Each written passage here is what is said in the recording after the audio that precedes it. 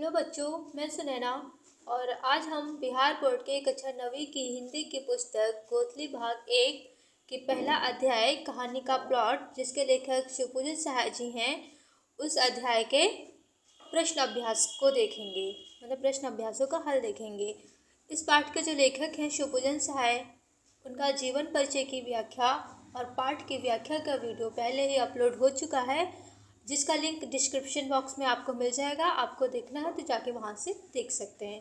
तो चलिए शुरू करते हैं। तो इसका पहला प्रश्न ये था कि लेखक ने ऐसा क्यों कहा है कि कहानी लिखने योग्य प्रतिभा भी मुझ में नहीं है, जबकि यह कहानी श्रेष्ठ कहानियों में एक है। तो देखिए, जरूरी नहीं कि इसका उत्तर जैसे लिखा हुआ है आप हूबहू वैसा ही छापे। अगर आपने अच्छे से पाठ पढ़ा हुआ है, आप अपने मन से अपनी भाषा में इसका उत्तर दे सकते हैं। फिलहाल इसका उत्तर ये होगा, शिवपूजन सहाय एक महान व प्रतिभावान लेखक हैं, किंतु उन्होंने इस कहानी में कहा है कि कहानी लिखने योग्य प्रतिभा भी मुझ में नहीं है, क्योंकि उन्हें अपने श्रेष्ठ लेखक होने का घमंड या अहंकार नहीं है। यानी जो लेखक वाकई में श्रेष्ठ होते हैं वो अपनी बड़ाई कभी नहीं करते। तो यहाँ भी वही है कि लेखक को अपने श्रेष्ठ होने का घमंड या अहंकार नहीं है। वो ये नहीं दिखाना चाहते कि हाँ हम बहुत प्रतिभावान हैं, बहुत अच्छा लिखते हैं। उन्होंने ये भी कहा है कि इससे बेहतर भी कोई लिख सकता है, इसलिए वैसा बोले हैं। ठीक है, चलो इसका दूसरा प्रश्न है, लेखक ने भगजुगनी नाम ही क्यों रखा?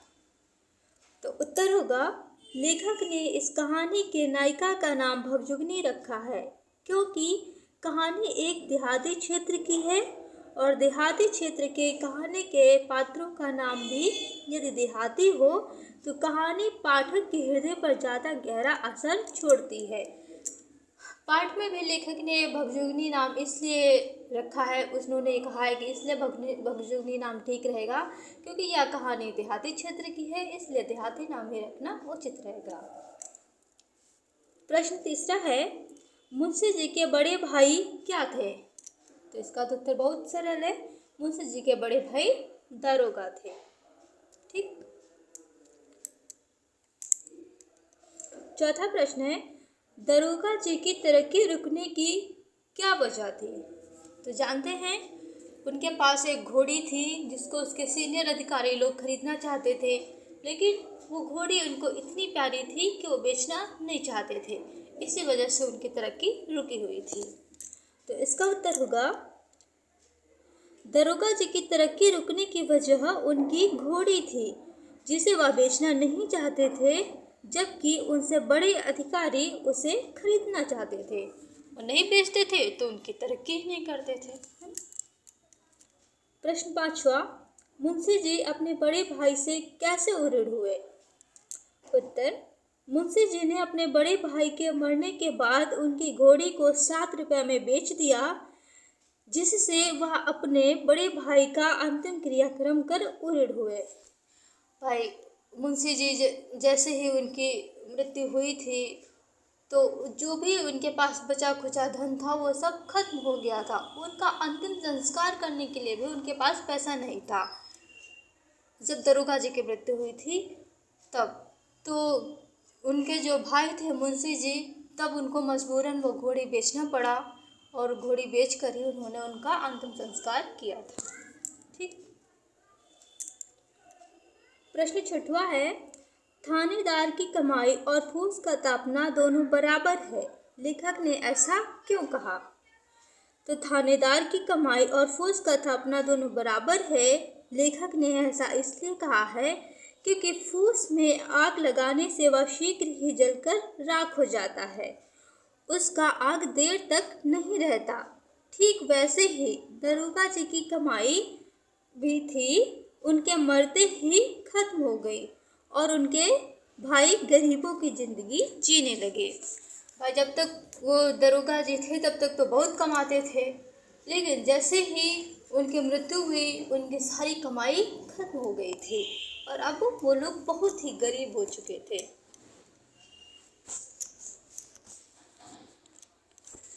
प्रश्न 7वां, मेरी लेखनी में इतना जोर नहीं, लेखक ने ऐसा क्यों कहा है?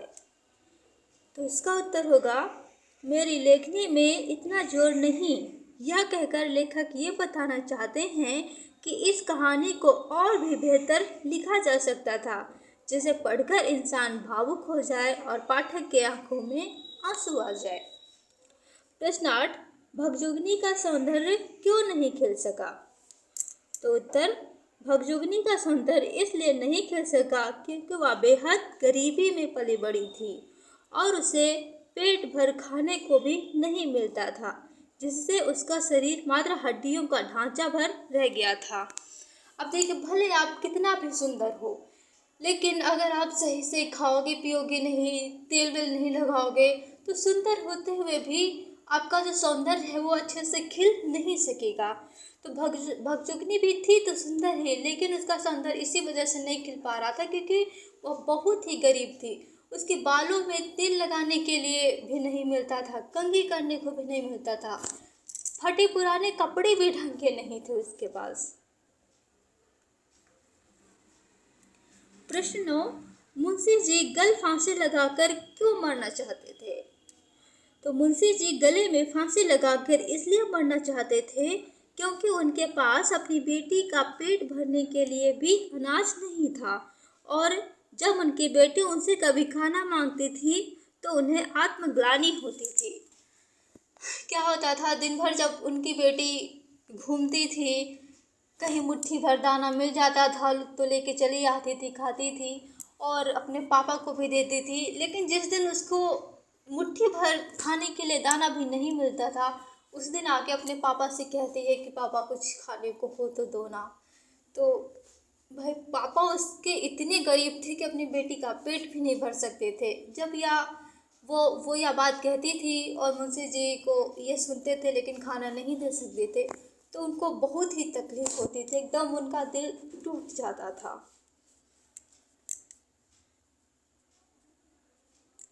चलिए, प्रश्न 10 है, भगजुगनी का दूसरा वर्तमान नवयुवक पति उसका ही सौतेला बेटा है। यह घटना समाज की किस बुराई की ओर संकेत करता है और क्यों? तो भगजुगनी का सौतेला बेटा ही उसका दूसरा पति बन गया। यह घटना समाज में वृत्ति विवाह के कुप्रभाव को प्रदर्शित करती है, क्योंकि यदि 12 साल के भगजुगनी की शादी 42 वर्ष के वृद्ध से नहीं होती तो उसका बेटा उसका पति नहीं हो सकता था। प्रश्न 11, इस कहानी का सारांश अपने शब्दों में लिखिए। तो इसका सारांश लिखना काफ़ी बड़ा उत्तर हो जाएगा, तो वो आप खुद ही अपनी भाषा में इस कहानी में क्या क्या हुआ है वो आप शुरू से आखिरी तक कम शब्दों में लिख सकते हैं। प्रश्न 12, आशय स्पष्ट करें। जो जीव एक दिन बटेरों का शोरबा सुड़कती थी, अब वह सरा सराकर मटर का सत्तू सरपोटने लगी। चुपड़ी चपातियाँ चबाने वाले दांत अब चंद चना चबाकर दिन गुजारने लगे। तो जब भी आशय स्पष्ट करने को आए, व्याख्या करने को आए, तो आपको संदर्भ प्रसंग लिखकर तब उसके बाद उसकी व्याख्या करनी है। इससे आपको एग्जाम में पूरे नंबर मिलते हैं, नहीं तो आपके संदर्भ प्रसंग के 2 नंबर काट लिए जाते हैं। ठीक है, तो संदर्भ में क्या लिखते हैं कि यह कहानी कहाँ से ली गई है और इसके लेखक कौन है, और प्रसंग में ये लिखते हैं कि जिसकी व्याख्या करनी है उसमें क्या बताने की कोशिश की जा रही है वो। तो इसका संदर्भ होगा कि प्रस्तुत गद्यांश हमारी 9वीं कक्षा की हिंदी की पुस्तक गोधली भाग 1 की प्रथम अध्याय कहानी के प्लॉट से लिया गया है, जिसके लेखक शिवपूजन सहाय हैं।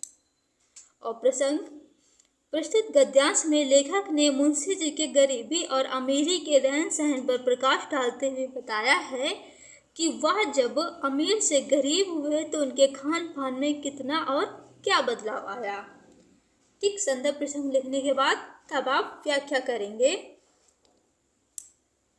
प्रस्तुत गद्यांश में लेखक ने बताया है कि जब मुंशी जी अमीर थे तो बटेरों का शोरबा सुड़कते थे तथा घी में चुपड़ी रोटी खाते थे, पर जब गरीबी आई तो उन्हें सूखी रोटी भी नसीब नहीं होती थी और थोड़े से चने में गुजारा करना पड़ रहा था, जिसे वह बहुत चाव से खाते थे।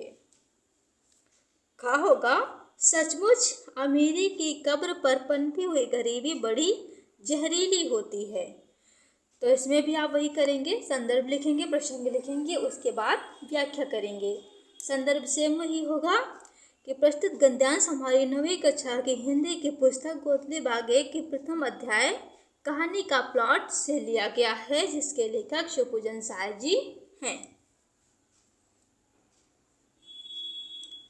और प्रसंग में प्रस्तुत वाक्यांश मुंशी जी के अमीर से गरीब हो जाने के बाद का है, जिसमें लेखक यह बताना चाहते हैं कि जब कोई इंसान अमीर से गरीब होता है तो उसका जीना कितना कठिन और संघर्षपूर्ण हो जाता है। देखिए, अगर आप गरीब हैं, गरीब होने के बाद अगर अमीर होते हैं तो आप अपने अंदर बदलाव ला सकते हैं, यानी गरीबी में जीना छोड़ के अमीरों वाले शौक आ सकते हैं। उसमें आपको तकलीफ नहीं होगी बल्कि और खुशी होती है। लेकिन अगर आप जब अमीर से गरीब हो जाते हैं, अमीर से गरीब हो जाते हैं, तब उसके बाद जब गरीबी में जीना पड़ता है ना, तो बहुत ही तकलीफ होती है। पहले तो इतने बड़े बड़े शौक करते थे, लेकिन अब वो सारे शौक छोड़ने पड़ जाते हैं, तो भाई बहुत तकलीफ होती है। तो ये बता रहे, जब अमीरी मर जाती है, यानी अमीरी की कब्र पे जब गरीबी आती है ना, बहुत ही दिक्कत, बहुत तकलीफ होती है। तो इसकी व्याख्या क्या करेंगे आप? प्रस्तुत गद्यांश में लेखक शिवपूजन सहाय ने मुंशी जी के अमीर से गरीब हो जाने के बाद उनके रहन सहन एवं उनकी समस्याओं को बताया है कि वह उनका अमीरी के समय का जीवन और गरीबी की मजबूरियों को स्पष्ट करते हैं। प्रस्तुत गद्यांश में लेखक शिवपूजन सहाय ने मुंशी के अमीर से गरीब हो जाने के बाद उनके रहन सहन एवं उनकी समस्याओं को बताया है। वह उनका अमीरी के समय का जीवन और गरीबी की मजबूरियों को स्पष्ट करते हैं और बताते हैं, यदि इंसान पहले अमीर हो रहा है और बाद में गरीब हो जाए तो उसका जीना दुर्लभ हो जाता है। तो ठीक है बच्चों, ये रहे आपके अभ्यास प्रश्न और अब हम विदा लेते हैं।